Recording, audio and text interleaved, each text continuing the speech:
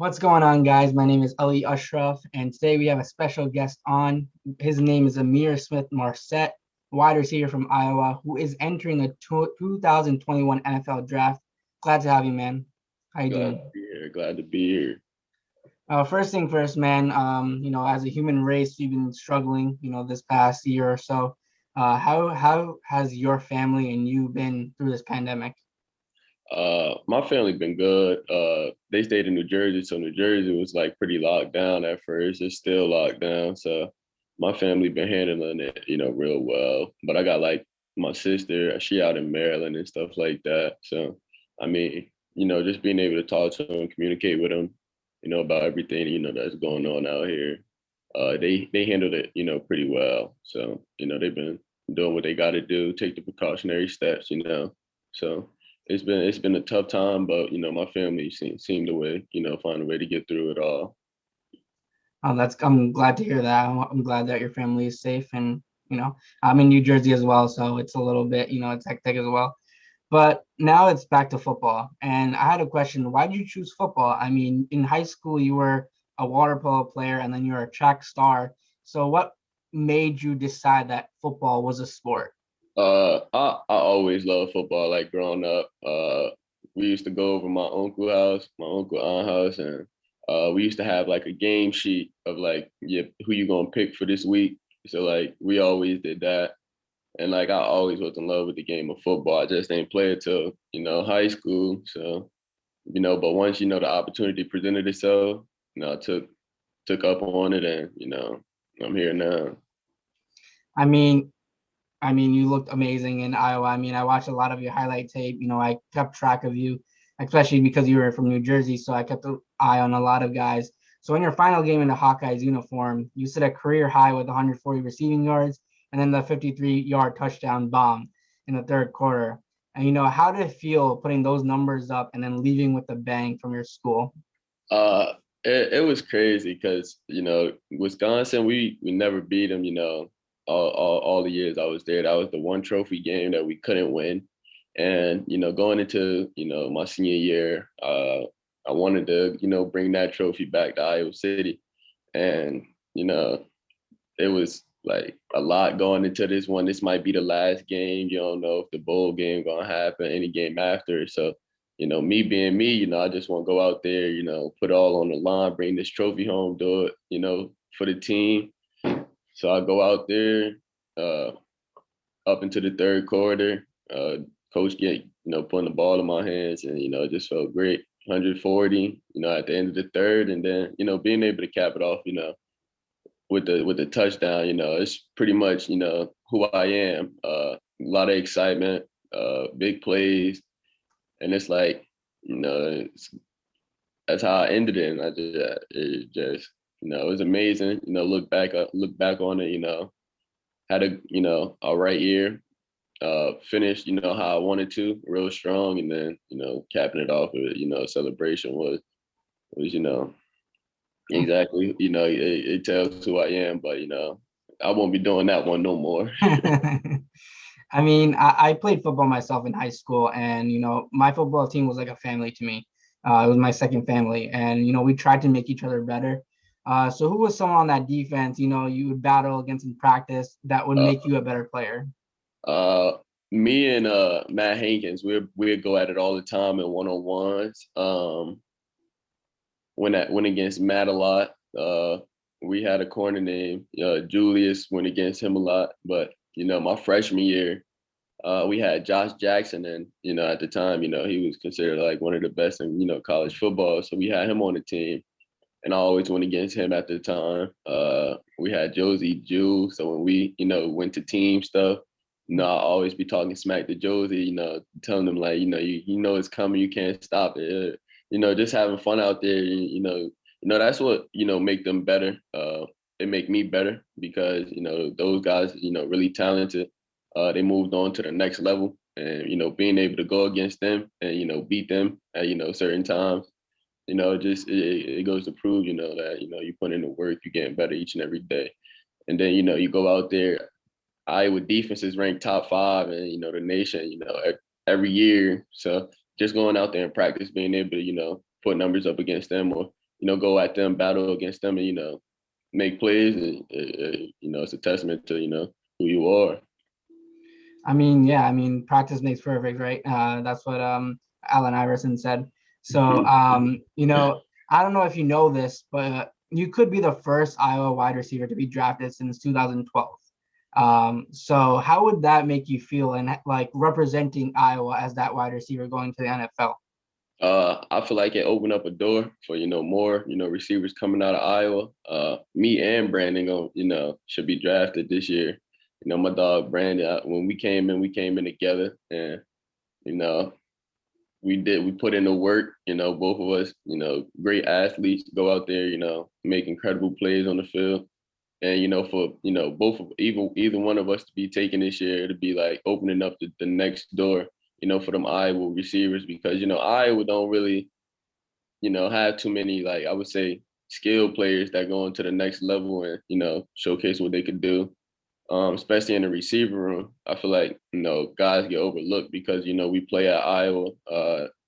We get underestimated because we come from Iowa. We're not known for having the top, scale athletes. But if you really look at it, Iowa got a lot of NFL players right now, making plays on, NFL rosters. And I feel like it's opening up the door for, those next set of, receivers coming out, or, people that potentially want to go to Iowa. I feel like, me and Brandon, we started something.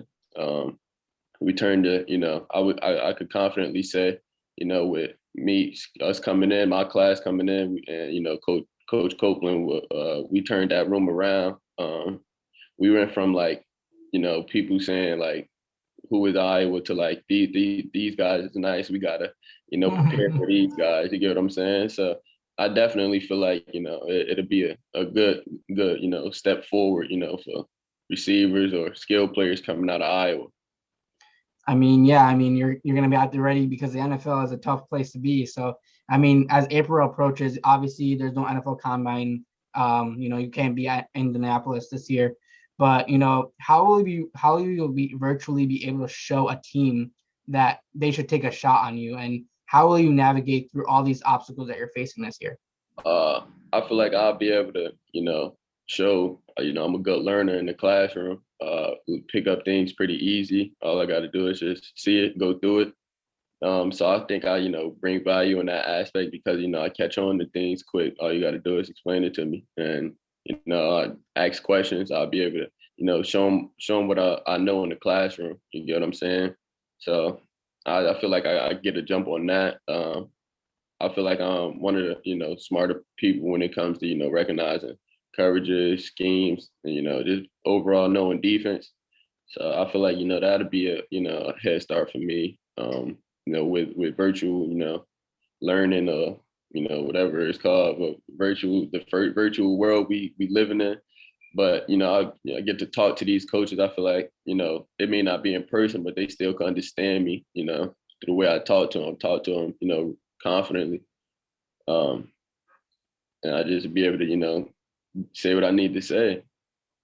I mean, when I watched your game, I watched a lot of film of yours and stuff like that. And the couple of things that stood out for me was your speed, explosion, and the creativity in your game. The one thing I want to ask you is, what is one aspect of your game that you think stands out than any other prospect in this draft, Uh, or just, something that you trust that could be the best? uh, I would say, definitely my special team factor. I feel like I did a tremendous job, and the special teams area where, you got a lot of receivers in this draft that, just play receiver, they just receivers. They don't really, go out there and, do the extra stuff. So I feel like most of my games stick out, from that extra part, from special teams, just going out there and being able to, take kickoff returns to the house. But also, even if I don't take it back, I'm getting the ball, plus 50. You get what I'm saying? So just being able to get the offense, a better chance of, field position starting, at the 40, 50-yard line. That's something in my game that's different from a lot of, people in this draft. And then, you know, my ability to go out there in crunch time and, you know, make those tough plays, you know, it happened, you know, over and over again. But, you know, I feel like when it's time, you know, to make a play, you always wind up seeing Smith-Marsette come up with something during crunch time. Like no matter what year you go to, freshman, sophomore, junior, and senior, like when it's that time to make a play, I'm the one that's, you know, usually out there making a play. I mean, confidence is what you're going to need in this league. So that's really good that you have that feature. I mean, I was going to ask this question later on in the interview, but we're talking about it right now. Would it be fine for you if a team just brought you in just to start up at your primary kick returner and then switched out to the wideout position? Yeah, if I, you know, enter the league, I know I'm gonna bring value to, you know, special teams early. So just being able to do that, you know, starting off and then get behind some veteran receivers, learn from them, pick their brain, and then, you know, learning the playbook, getting in the system more, and then later on the scene, you know, probably year 2, year 3, become, you know, a solidified, you know, starter somewhere in, you know, within the receiving corps. Then, you know, that's something I'll definitely sit back and do. If I feel way better, you know, understanding the going out there, you know, understanding, you know, what's going on, what's expected of me, and, you know, being able to contribute. So yeah, but if, you know, I'm not looking to just, you know, be a kick return, I also want to go out there and start too. But, you know, that's gonna come, for sure. That's gonna come.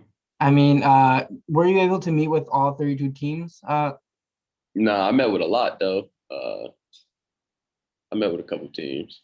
Okay. I'm from New Jersey, obviously, and you're from New York.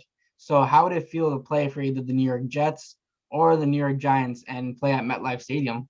It'll be crazy. It'll be crazy. You know, I'm a hometown kid. My family be able to come to the games. They won't have to travel too far. MetLife only 30 minutes away from, you know, my crib. So I'll be able to, you know, have family come there, lots of family be able to come see me. Won't be too far from, you know, what I know, what I'm used to. And then, you know, MetLife, it's only one MetLife, you know what I'm saying? Like that'd be crazy. Just being able to play back home. So Were it'd you, be were you able to meet with the Jets or talk to them uh, at least? yeah, I talked to the Jets. Yeah, Yeah, I have talked to the Jets. awesome. I'm a Jets fan and I run Fade, so hopefully we can get you on board. But is there a certain player you always tried to mimic or looked up to growing up? When I was growing up, it was Deshaun Jackson. Uh, that was my guy. You know, I'm from Jersey, but I was a Philly fan growing up. He a big time Eagles fan. Just watching him, you know, run past people, making over the shoulder catches, you know, just, you know, and then, you know, being able to, you know, be himself, you know, after, you know, he make a big play, celebrating. If you look at it like that's all I do. You know, do something good, you know, I celebrate, you know, and then I go out there and make big time plays. So that's somebody I looked up to. But, you know, now, you know, with the way the game, you know, you know, progressing, it's a lot more, you know, technique with, you know, route running and, you know, being more creative, you know, with your game. So I've been looking at like Stephon Diggs, Devontae Adams, you know, just, you know, looking at those guys, you know, learning from them. And, you know, Sundays you'll see me out there getting a little fancy. I'm quite sure of it. I'm quite some sure of it. some fantasy buzz, huh? Yeah, So this if there's week. any quarterback that you would want to catch passes in the league from, who would it be? That's crazy. It's a lot of good quarterbacks out there. Uh, But what's like the all-time favorite quarterback that you would be I like, mean, yes, I I wouldn't mean, say like if I was to go somewhere, if I was to, you know, be able to catch passes from somebody. Right now, it'd probably be like, you know, Deshaun Watson, somebody like that. I'm trying to think. Patrick Mahomes, yeah, like he get it there. He put it on you. Yeah. So being able to, you know, just catch passes from, you know, some of the top tier quarterbacks that's out there, you know, putting up, you know, those type of numbers, making, you know, everybody else around them better. Just being able to, you know, catch passes from anybody like that, be pretty, you know, awesome.